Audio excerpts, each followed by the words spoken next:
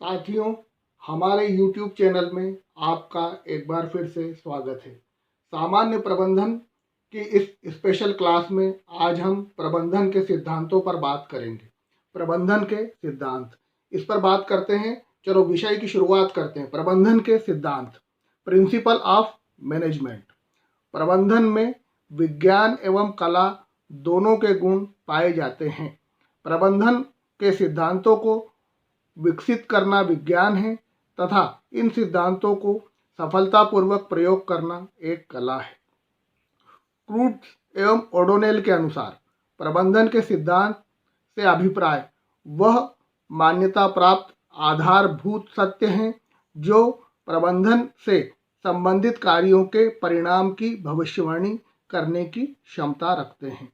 एक और विचारक हैं साथियों, हेनरी फ्योल। तो हेनरी फ्योल के अनुसार प्रबंधन के सिद्धांत गतिशील रहते हैं जिनका उपयोग बदली हुई परिस्थितियों को ध्यान में रखते हुए करना चाहिए। प्यारे विद्यार्थियों, अब हम प्रबंधन के सिद्धांतों की प्रकृति या लक्षणों को समझते हैं। इसके लक्षणों में पहला है सामान्य मार्गदर्शक। प्रबंधन के सिद्धांत मार्गदर्शक का कार्य करते हैं, लेकिन सभी परिस्थितियों में यह 100% सत्य नहीं होते। अगला है इसका लक्षण व्यवहार एवं शोध द्वारा निर्मित। इस सिद्धांत का प्रतिपादन व्यवहार के में बार बार लाकर तथा रिसर्च कर किया जाता है। अगला है मानवीय व्यवहार द्वारा प्रभावित। प्रबंधन के सिद्धांत मानवीय व्यवहार पर निर्भर करते हैं। अलग अलग मानव समूहों या समाज में इसके निष्कर्ष अलग अलग होंगे। अगला है लोचशीलता या फ्लेक्सिबिलिटी। प्रबंधन के सिद्धांतों का मुख्य लक्षण यह है कि यह सिद्धांत लचीले होते हैं। इन्हें परिस्थितियों के अनुसार समायोजित कर अपनाया जा सकता है। प्रबंधन के सिद्धांतों का अगला लक्षण है सिद्धांतों की सार्वभौमिकता। यह सिद्धांत हर संगठन, संस्था, कंपनी पर समान रूप से लागू होते हैं। प्रत्येक क्षेत्र में काम करने वाले संगठन इन सिद्धांतों को प्रयोग में लाते हैं, परंतु यह किस संगठन में किस प्रकार परिणाम देगा यह संगठन की प्रकृति पर निर्भर करता है। अगला लक्षण है अनिश्चितता। प्रबंधन विभिन्न संगठनों में गतिशील वातावरण में कार्य करता है, अतः प्रबंधन के सिद्धांत भी गतिशील एवं अनिश्चित होते हैं।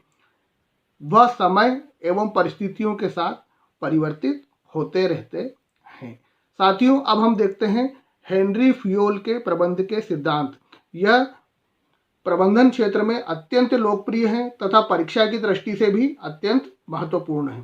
तो आइए हम देखते हैं हेनरी फ्योल के प्रबंधन के सिद्धांत। फ्रांस के प्रसिद्ध उद्योगपति एवं प्रबंध विशेषज्ञ हेनरी फ्योल ने प्रबंधन संबंधी अनेक अवधारणाएं प्रस्तुत की। उनकी विचारधारा को प्रबंध के क्षेत्र में फ्योलवाद के नाम से जाना जाता है। हेनरी फ्योल ने प्रबंधन के 14 सिद्धांतों का प्रतिपादन किया है जो प्रबंधन के क्षेत्र में अत्यंत ही लोकप्रिय है। आइए साथियों, इनका हम विस्तार से अध्ययन करते हैं। हेनरी फ्योल का पहला सिद्धांत है कार्य विभाजन का सिद्धांत। फ्योल के अनुसार प्रत्येक व्यक्ति को उसकी योग्यता एवं क्षमता के अनुसार कार्य दिया जाना चाहिए। कार्य विभाजन का उद्देश्य एक बार के परिश्रम से अधिक उत्पादन एवं श्रेष्ठ कार्य करना है। अगला सिद्धांत है अधिकार एवं दायित्व का सिद्धांत। फ्योल के अनुसार अधिकार आदेश देने एवं आज्ञा पालन करने का अधिकार है, जबकि उत्तरदायित्व अधिकार का उप सिद्धांत है। दोनों एक दूसरे के पूरक हैं। अगला सिद्धांत है हेनरी फ्योल का अनुशासन का सिद्धांत।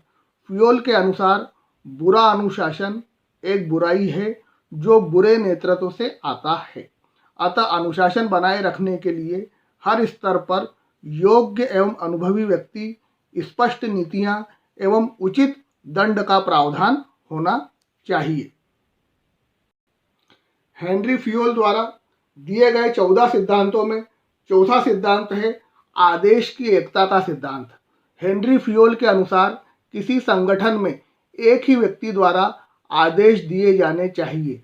एक से अधिक अधिकारियों द्वारा आदेश दिए जाने से आदेश की एकरूपता समाप्त हो जाएगी तथा संगठन के निचले स्तर के कार्यकर्ता एवं कर्मचारी भ्रमित हो जाएंगे कि किस आदेश का पालन करना है, अतः उनकी कार्यक्षमता प्रभावित होगी। पांचवा सिद्धांत है निर्देश की एकता का सिद्धांत। किसी संगठन, संस्था अथवा कंपनी में एक उद्देश्य वाली विभिन्न क्रियाओं का संचालन एक योजना एवं एक प्रबंधक के द्वारा किया जाना चाहिए, जिससे कार्यों में एक रूपता बनी रहेगी और कोई कंफ्यूजन नहीं रहेगा। हेनरी फ्योल का छठा सिद्धांत है सामूहिक हित के लिए व्यक्तिगत हित का त्याग।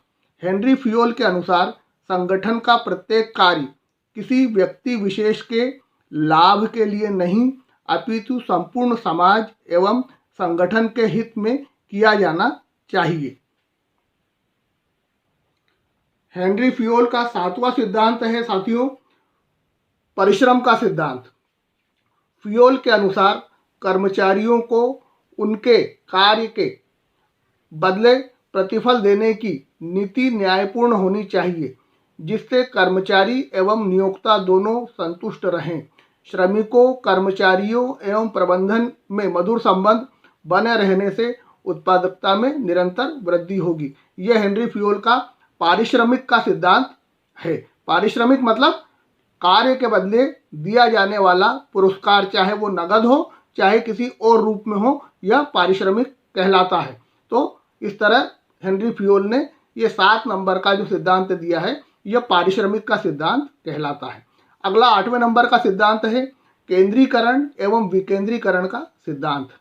फ्योल के अनुसार छोटी संस्थाओं में केंद्रीकरण संभव है, किंतु बड़ी संस्थाओं में केंद्रीकरण का निर्णय लेते समय संस्था के व्यापक हितों, कर्मचारियों की भावना तथा कार्य की प्रकृति का ध्यान रखकर निर्णय लिया जाना चाहिए।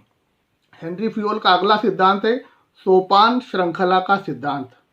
फ्योल के अनुसार किसी संस्था में अधिकारियों एवं कर्मचारी संगठनों के बीच एक निश्चित श्रृंखला होना चाहिए, जिससे सभी अपने अधिकारों एवं कर्तव्यों का पालन सही तरीके से कर सकें।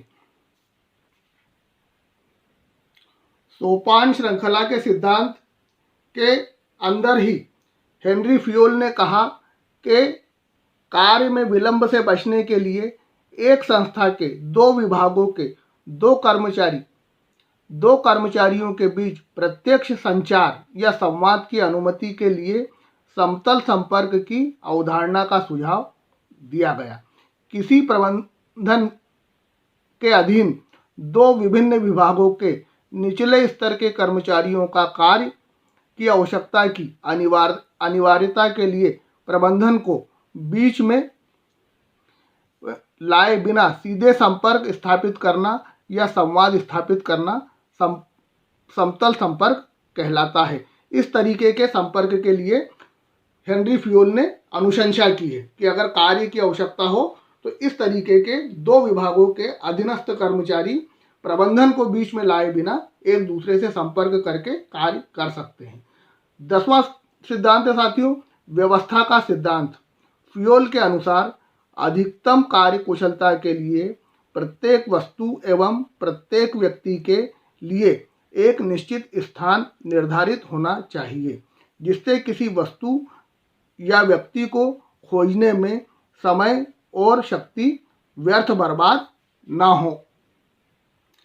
प्रबंधन का 11वां सिद्धांत हेनरी फ्योल के अनुसार समता का सिद्धांत है।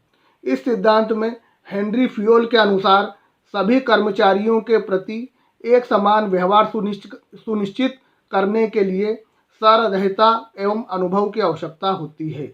अतः किसी भी कर्मचारी के साथ धर्म, भाषा, लिंग, रंग एवं क्षेत्र के आधार पर पक्षपात नहीं किया जाना चाहिए। अगला सिद्धांत है 12वां सिद्धांत है हेनरी फ्योल का कर्मचारियों के स्थायित्व का सिद्धांत। उनके अनुसार संगठन की कार्यकुशलता बनाए रखने के लिए कर्मचारियों के कार्यकाल में स्थायित्व होना चाहिए। मतलब हेनरी फ्यूल परमानेंट नौकरी के पक्ष में थे, वो लंबे समय तक कर्मचारियों को संगठन से जोड़े रखने के पक्ष में थे। 13वां सिद्धांत है कार्य के लिए स्वयं पहल करने का सिद्धांत। फ्यूल के अनुसार कार्य में निरंतर सुधार लाने के लिए कर्मचारियों को उनके कार्य की स्वयं योजना बनाने एवं उन्हें क्रियान्वित करने की स्वतंत्रता होना चाहिए, जिससे कर्मचारियों में कार्य के लिए स्वयं पहल करने की भावना का विकास होगा।